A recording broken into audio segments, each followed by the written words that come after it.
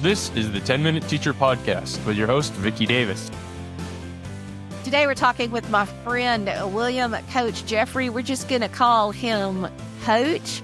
He is with the Flipboard EDU podcast. I'll tell you, Coach, I've really been struggling with finding the news and finding what I want to read because of those filter bubbles. And so I keep coming back to Flipboard for that reason. I mean, is that what other people are saying, or why are folks using Flipboard? First of all, I do want to get something just very clear.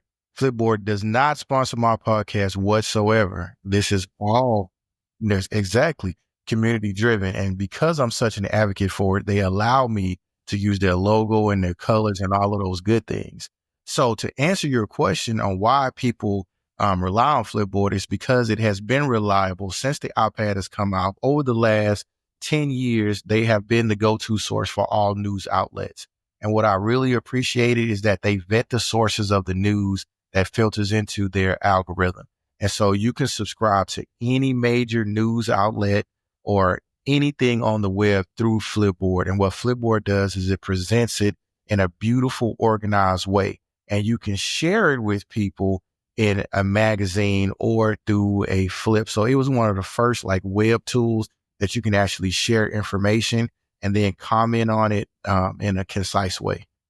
Well, and one of the things I've always liked is they let you follow hashtags on different social media sites. So I can say, I want to follow EdTech on this, and this site. And there's something called an RSS feed, but just about any blog or tool that has that type of feed, you can pull it to come in there, and you're basically flipping through it and reading it like a magazine. And so when I have gotten frustrated with that filter bubble, that happens to us all. Example, the other day, somebody I know's daughter was one of the people that was attacked in Florida and had her arm, unfortunately, bitten off, which is terrible. Lord have mercy. Well, after I read that whole piece, the whole update, so it was a friend of a friend, actually, technically, and I read that whole update. Now, my Facebook is full of sharks. I can't get away from sharks. Oh, where's the ed tech? All the ed tech is gone. All I have is sharks, and I hate sharks. So their algorithm got messed up because I read one thing, and these filter bubbles we get stuck in, and then we just can't find what we want or need to read, right? Yes. Flipboard has always been a leader in that space of curating what activity you want to see in your own magazine. And so what that feed does, it gives you an unfiltered access to hashtags, unfiltered access to people who you subscribe to. And although that may be one thing that you was interested in, if that had been on the Flipboard, then you would have still gotten the same information. And I think that's the sad part about these algorithms that feed us information. It's kind of information overload at times on subjects and matters that we're not all attending to. And so I really appreciate the fact that you could follow hashtags. You can get relevant information, timely information. I followed it for the debate purposes. That's one of the things that I was able to do and get a non-biased view of both sides of the equation. Being an administrator in a K-12 environment, you got to have both sides and sometimes three sides. And so that's what I appreciate about the process with Flipboard. Yeah, and I can follow you and you can follow me. And so if I follow you or I follow your magazine, see, I have 5 magazines. I have my EdTech one that's the most popular one, but I have a few others. I have one for writers. And so anytime I find something useful, I flip it in there.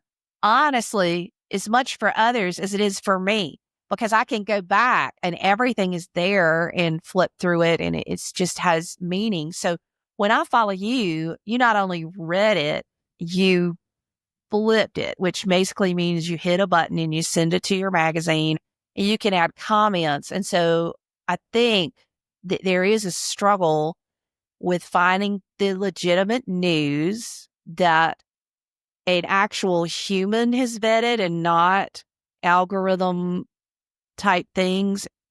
It's just why does it have to be so hard to find the real news?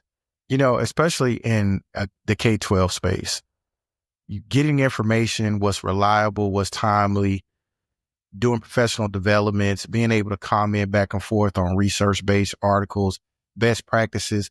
I could literally share what you have put in on Flipboard as your own content, not even taken away from you, but adding to the amount of reach that you have.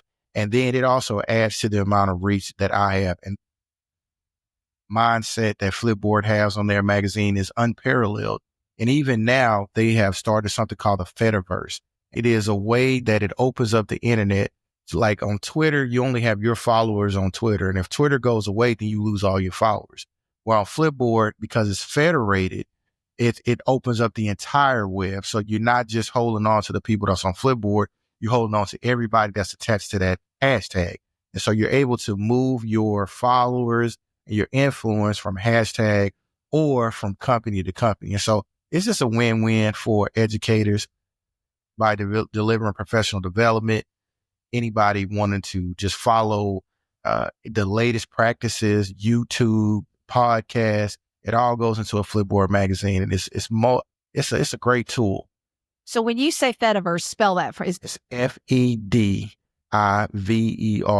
Fediverse. Verse. Yes. Okay. And so when you say Fediverse, are you saying that like when I use a hashtag EdTech, it's pulling it from all of the social media sources and all of the web? Is that what it means? Or is there another way it means? So on Flipboard, when you put it as EdTech, then it goes into the entire web atmosphere. And so what you're doing is you're sharing it. So it's like you're dropping that information into an ocean.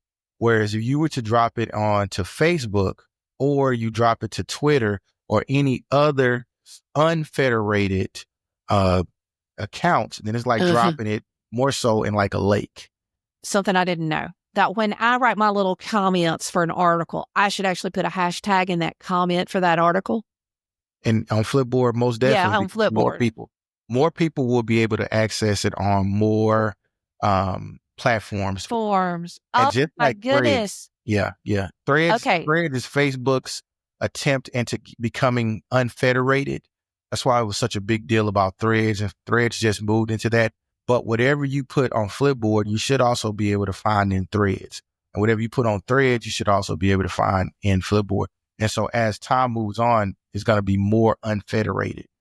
You put it in the Flipboard magazine, you get to moderate the comments in a way, and all that negativity and stuff is not there because it's federated. Yeah. And Fediverse, there is no algorithm. It is what you subscribe to.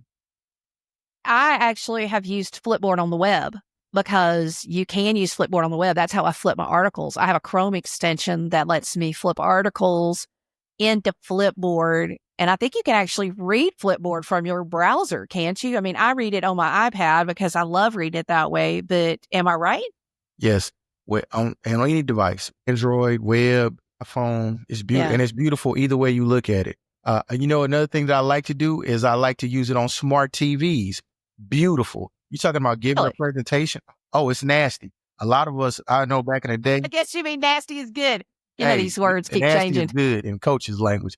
Yeah, it's a beautiful, and it's my color. So I like the colors in it. So I use it to present. I use it to have discussions, do professional development, and then it's all right there for the people who want to go back and access it. Anything that is federated, like Threads or Flipboard or Blue Sky, or the federated means is that you can be able to take your followers from any site, the Threads, Flipboard, whatever you access, the Fediverse. Interesting. That's right. So what we have to start doing, Coach, is breaking algorithms, getting human again, being able to read what we're interested in. I know the intention with all these algorithms was good. I'm going to give you more of what you like. But, sometimes I need to read stuff I don't like. I need to read people who have different opinions. I need to read the multiple sides. As you said, there's never two sides to an issue anymore. And so we've got to get more savvy about human-curated content and opening things up so that we can share past a particular network. Yeah.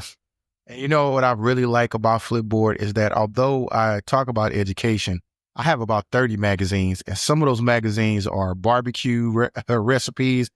I have a drink magazine. I got a podcasting magazine, and anything that I see on the web that I like, especially because I like to cook, and you can tell I like to eat. So I'm just flipping in some great recipes in there. I love the barbecue, being from South Texas. So I throw all that in there and I share it with myself. So I can go back and look. Yeah, and the cool thing is I can just follow your barbecue magazine and not your education, or like you can pick the area that you want to be followed, which is pretty cool. You can't really do that on social. You kind of get it all if you follow somebody. We had a great time talking to ISTE on his podcast, Flipboard EDU podcast. But I also think that we have a real issue of trying to break the bubble, the filter bubbles, the algorithm bubbles, because for me, I want to make up my own mind. I don't want the algorithms to make up my mind for me. And if you look at what the algorithms do, they take somebody who might be sort of in the middle and they make them more and more extreme. Just like I read the one thing on the sharks and now my whole feed is full of sharks. It makes people think everybody agrees with them and that society is very, homogeneous, and it's not. So more tools like Flipboard, we're going to have to use them. I didn't realize when I flip something into Flipboard, I should be hashtagging it. That's awesome. And it automatically hashtags it as well. So just know that whatever you flip into your magazine, that is the interest, and that interest is built around that community is interested in that same thing. So whether you hashtag it or not, the fact that you shared it with like-minded individuals on that same topic, it will never go off topic. And that is appreciative, especially as an educator. That's something that we can appreciate. So thanks for coming on the show, and I will include links. Thank you for having me, and I appreciate it. I've been following you for years, and just thank you for all that you do. Thanks for tuning in to the 10-Minute Teacher Podcast.